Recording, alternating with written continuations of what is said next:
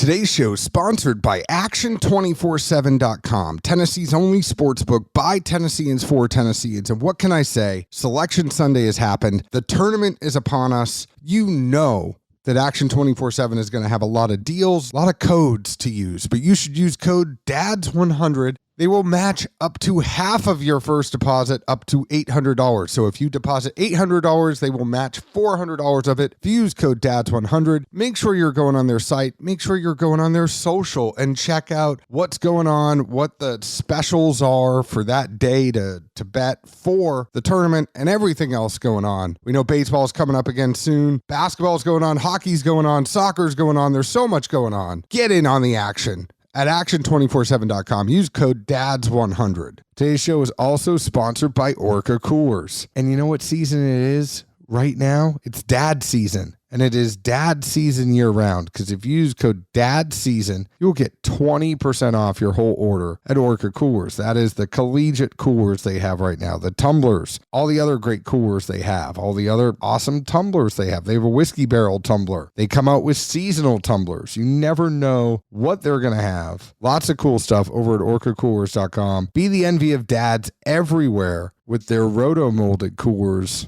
and awesome products. So go ahead and use code DADSEASON. You'll save 20%. Tell them we sent you. Last but not least, today's show is sponsored by distilleryproducts.com. If you are a store, a distillery, a bourbon group, or maybe you're a podcast like us, go ahead and go to distilleryproducts.com. They have wholesale pricing, some of the best in the whole entire biz, and you can get laser etched glassware at those wholesale prices. They also have awesome swag. They've partnered with mirrors, so there's some cool tumblers and things that you could put your logo on. Go see the crew, see Carson, see Janie, Vicky, the whole family over at distilleryproducts.com. I was bullshitting with the old man today. Oh, God.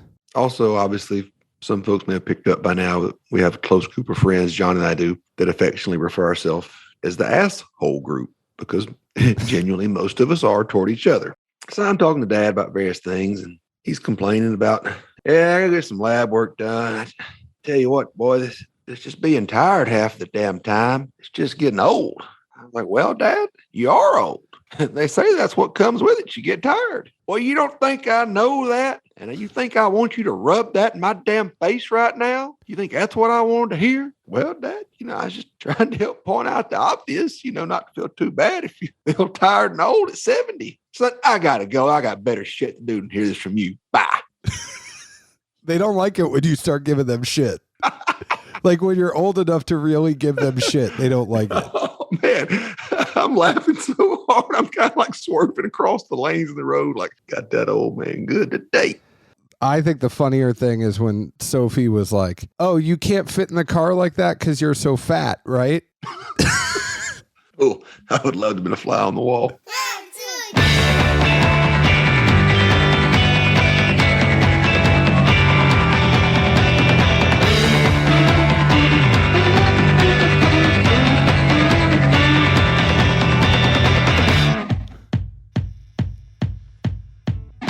Hello, everyone. My name is John Edwards. With me, as always, is Zeke Baker, and together we make the Dad's Drink of Bourbon. Wherever you are, whatever time it is, thank you for making us a part of your day. Hey, buddy. How are you, sir? I'm good. Now, this may or may not come out. Let me look at this. Let me look at the calendar here. So this is going to come out before St. Patrick's Day, but you are going to be at Morgan Wallen on St. Patrick's Day, and there's no way that we're going to get together on St. Patrick's Day and do something. So we're recording this in advance, and that is because Kentucky Owl, this might be a short episode. We're just getting to it. We're just getting to this one. There's not a lot of fluff. We've put a lot of fluff in some recent episodes. We'll get there again, but it's going to be spring break next week.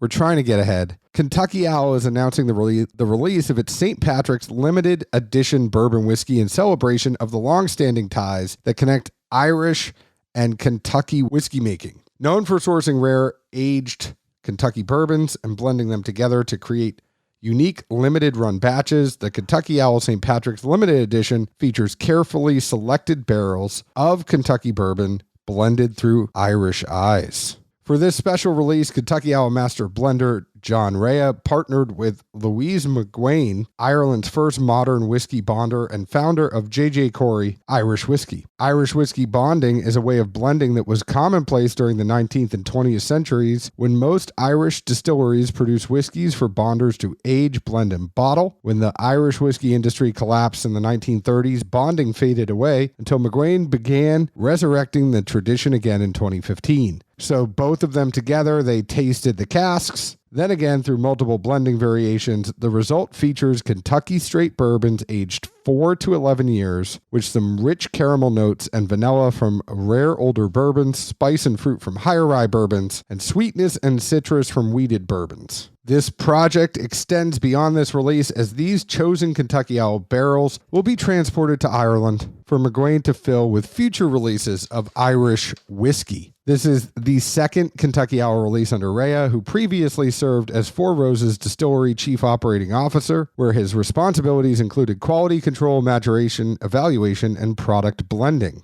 He was inducted into the Kentucky Bourbon Hall of Fame in 2016 and served as chair of the Kentucky Distillers Association Board of Directors. This is going to come out at 100 proof, 50% ABV, 135 is the MSRP. It will be available through a limited number of fine retailers across the brand's national distribution footprint. So does this have Irish whiskey in it or not? No, because it was blended in an Irish style. So that's the thing that when we get to the notes, I find the most interesting is there's no Irish whiskey in this. This is all bourbon, but it was blended by an Irish whiskey blender. So there's styles of blending? I guess. I'm learning something new. I'm intrigued, but I mean, unless it's like temperature related, I can't imagine the order you pour them in would matter. I mean, interesting. I don't know. I mean, I'm learning something new every day. So it is kind of neat too, the word bonding. You know, here, the States, that is, you hear bond, bonded, maybe not bonding, but either way, it makes you kind of think of something, right? You know, the Bottle and Bond Act, those requirements, et cetera. I'm not going to go through them all. It's kind of one of those, I feel like words to where our side of the pond versus theirs, you can get confused pretty easily, even though you're talking about the same subject. Agreed. And bonded makes me think of a bonded warehouse, stuff like that. Well, and then to throw this out at 100 proof, it gets even more confusing, damn it. 100% it does. You know, it's just kind of weird on the eyes. Like you look at it, and I assume most people are probably like you and I are our friends. They half-ass read anymore. And bond, 100 proof, yep, blah, blah, blah, blah, blah. Okay, that's what this is. Then you're like, oh, wait, hold on. It says something about Irish. Did I get Kentucky bourbon or I get Irish whiskey or did I get both? What in the hell is this?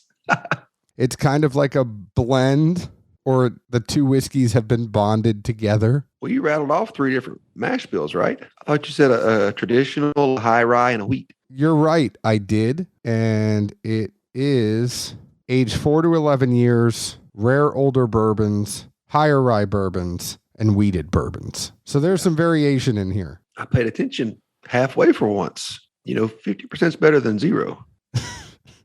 What do you think about this whiskey? So tasting through this St. Patty's Day edition Kentucky Owl, at first I thought it was maybe youthful in a sense. Then, I mean, it gets very creamy. I thought that was the biggest thing I noticed. And I feel like normally you're more of the texture guy and feels kind of thing. I'm all about the feels. Oh, I thought it was all about the gains in the gym. And the base. Which I did see your story you threw out the other day about, you know, what I may or may not say you really do at the gym. And all I'm going to say, and sorry for the distraction and sidebar here, is I thought it was kind of maybe funny or coincidental that the next picture you have is from the back. Could have been anybody. I didn't see Edward's face. I didn't see anything identifiable. Who knows who that was on like that lat or row machine and lifting that weight? Because I didn't see any proof, bud. Are you kidding me? Like that's literally what you're going to go with? You can't look at that. You can't see those calves and realize that was me. Hey, man, I'm just saying that wouldn't hold up in a court. I don't know. I even turned to the side. You could see it's my face. I'm going to send you a screenshot where I'm turned to the side at one point. We'll see who remembers this and what they remember. We'll see. Any rate, back to the story here. After the creaminess there, I thought that it had a good and heavy spice that moved in. And the creaminess really seemed to exacerbate that spice. It wasn't really like hot and sensitive spicy, but I guess the fact that it was so creamy, it just really hit a ton of receptors and things on the palate, that kind of scenario. At times, it did seem kind of chalky to me. I'm not really sure what the culprit was there. And then it closes back out with the spice on the back of the tongue. Again, it wasn't like a hug or a big burn. I think it was almost just literally that the creaminess makes it almost like a vehicle, so to speak. And that's the note that you just pick up more than you probably normally would, because it just hits every single spot of the mouth, really. I'm just so surprised about how Irish this feels. Like, it's bourbon. I'm not saying that it's not bourbon. And I know you gave a lot of good notes, and I could, but like the thing that it's thick and creamy, but it's also thinner like an Irish whiskey, if that makes sense. Like, it's both there. The mash bills are not higher in barley. There's nothing about this that's higher in barley, but it feels like it has, like, what's that one stopgap that goes from an Irish whiskey to a bourbon? And it would be this. Like, there are characteristics in both that I get from this pour. And I think I'm more amazed than anything. Like, I'm not sitting there going, okay, I get this note, I get this note, I get this note. I'm like, how the shit did they do that? It's got me going. Similarly, because when I tasted this, again, I just had some samples from John, so I didn't have any press release or anything to go on. And I'd seen emails, but obviously I don't pay a ton of attention half the time. I literally thought to myself, oh, and I remember reading whatever I happened to see in the email about, somebody being involved with this, a different distillery, Irish whiskey. I literally thought, hey, they blended some Kentucky bourbon with some Irish whiskey. And, it's kind of interesting.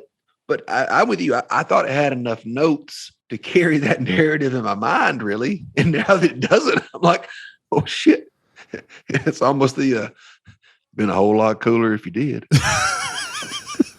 Well, I still think it's cooler. Like, to me, it's cool because I don't know how they did it with the bourbon. Like, this is just bourbon, and somehow they made it taste like that. That's the thing for me that I am astonished. There's shock and awe for something that is a conversation piece at $135. I understand that is kind of the standard pricing now for Owl. If you think about where their rye falls, yeah, their regular releases of Owl have kind of come in more around 300, but a lot of those Kentucky Owl ryes, the confiscated, things like that, they come in around this range. The Wiseman is lower, and that's their shelfer, but they kind of have the precedent. It's hard to go hard at the paint at them on the price because this is kind of the established price for this kind of stuff from Owl. Like Lil Wayne said, men lie, women lie, numbers don't. They've got the numbers of sales now to have the data to know, all right, this is a good spot where we can move our products. And obviously it's not an MSRP I think anyone loves, but it does, in an interesting spinoff, come in at a point to where secondary doesn't really move the needle so much. And if it's a product you want to get, you can get it from a non-liquor store if you're in an area where it's not distributed, or miss it because it's a LTO, and you're probably going to pay about the same, which, I mean, it's kind of a weird way to look at it, but it's a win, right? If you want to get one, I mean, that's better than stuff that's 3, 4, 5 times the markup. And, even if it's worth it, so to speak, no one likes paying double, triple, quadruple, whatever. It just mentally, it pisses you off. Totally agree. And it's kind of like the Master's Keeps. Master's Keeps from Wild Turkey fall in this category for me. You're never going to see a Master's Keep that really is going for double its value on secondary. It is something that you're going to pay $150 to $175 for at the store, but it'll be, you have a good chance of finding one. And if you're willing to pay the money, you're going to get one. Yeah. I mean, let's be honest, in today's world, I'm sure there's somebody at every company or somebody's that have access to boards. They see things. They know what the market is. I mean, can you blame a business for selling a product that they know sells regularly for more versus taking the data and applying it and saying, all right, well, here's probably the sweet spot of where we'll still sell everything out, but the folks that want to get it can, regardless of how they get it. And also, we're not leaving money on the table as a business because, I mean, sure, none of us as consumers like to pay more, but inversely, if you're running the business, you're leaving money on the table, you're not doing a good job. And they really established themselves quick. I mean, I think it's a lot of the work that Dixon did with the brand, but it is a luxury brand. It's not even their shelfer is a $60 shelfer. Like, it is one of those brands that's a higher end brand. They've done a good job marketing it that way. That is really all marketing. It is ultra premium, exclusive, and in the release, you could tell this is well crafted. This is something that's really good, that's put together. It's got good mouthfeel. It's got a unique taste. It's got us talking. I don't think it's for everyone, especially for you. I know what you're going to say, that you're not the biggest Irish whiskey guy. You're not the biggest Scotch guy. Not saying that Irish whiskey tastes like Scotch. There is a distinct difference, but Zeke doesn't really like going outside of his whiskey wheelhouse. I still think, even for someone like Zeke, this is something, if y'all are curious, go have it at a bar, because you're not going to have too many pours like this, where it's got those characteristics of both an Irish whiskey and a bourbon. To that, I mean, I would say I thought this had some Irish whiskey, bonded or blended or folded in there with it. It definitely has some attributes towards that. And I guess my only other thought would be, if it wasn't 100 proof and it was a cask, that rye kick, whoo, that'd be like, standing behind a horse.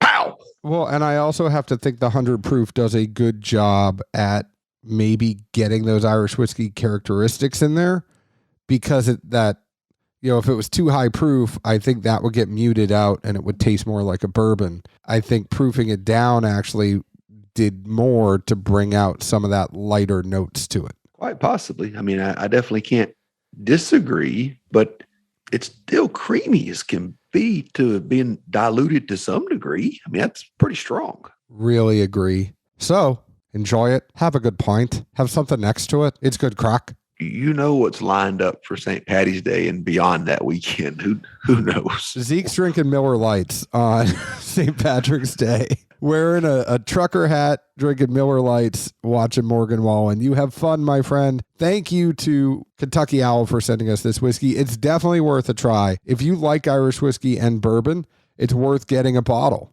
It's one of those things that, if you like both of those notes and both of the taste of those whiskeys, this could be your jam. If not, there's other great Kentucky Owl products out there.